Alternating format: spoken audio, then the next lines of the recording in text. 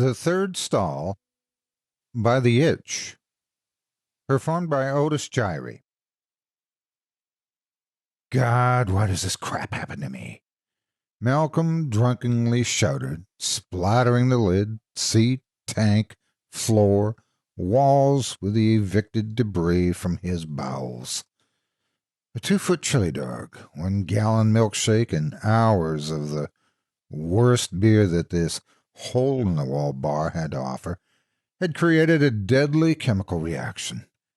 He started with the hover. The toilet was probably the worst in the Western Hemisphere, but had since achieved liftoff.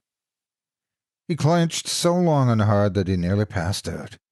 As his vision returned, mind empty of all thought, the words at the end of the long black tunnel were impressed upon his brain. Don't worry. There are plenty of fish in the sea.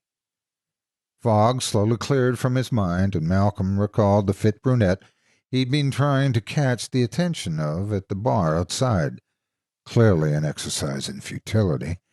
He checked that the coast was clear before abandoning the stall. I'd take just about any kind of trout at this point, he thought, as he washed his hands in the sink. Behind him, someone went rushing into the stall/gateway to hell on earth. God, why does this crap happen to me? Said the newcomer. Malcolm, left that night with a slightly overweight blonde that he hadn't given a second look at before. Their shared affinity for food, Netflix, and video games made them friends first and lovers second. Each fell hard and fast for the other, spending nearly every day of that week together. It was going to last. When the weekend came back around, they agreed to meet up at the watering hole that had brought them together. Too many Jaeger bombs, and Malcolm found himself back in the stall. He was getting sleepy, and his aim was failing. On a drunken whim, he decided to back away from the bowl. He chuckled as he shot 50% from the line. As he shook the last drops onto the floor, he noticed a new addition to the artwork on the walls. Choose a job you love, and you'll never have to work a day in your life. The gears of Malcolm's mind fell into place, lubricated by the words of his unknown mentor. He hated his job. Why do that to himself? The blocked portal of waste suddenly became a metaphor for his life. Down the drain. Someone, in a hurry, bumped into Malcolm on his way back to the table. The blow spun him, directing his gaze to an orange paper sign hung over the bar. Bar for sale. This could work. After a month, Malcolm was living his dream. He purchased the bar, and it was pulling in more business than ever.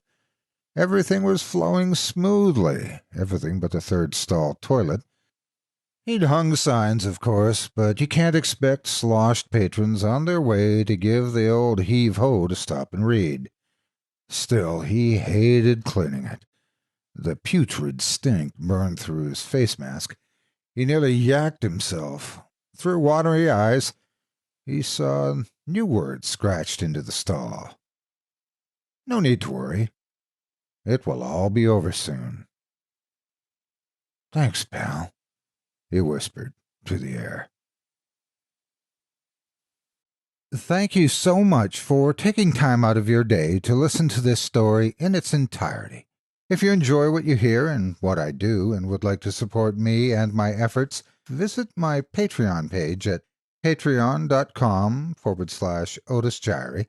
If you haven't yet, please hit the like button and subscribe today, and share this video with everyone on your social media. It helps more than you could ever imagine. If you'd like to see a particular story narrated, including one you may have written yourself, send it to submissions@otisjiry.com and I'll take a look. If you're interested in more of my work in the horror genre, you can also find me at Chilling Tales for Dark Nights on their website and YouTube channel, and on Chilling Tales, the podcast now available on iTunes. Again, thank you for listening and have a great day. God bless you.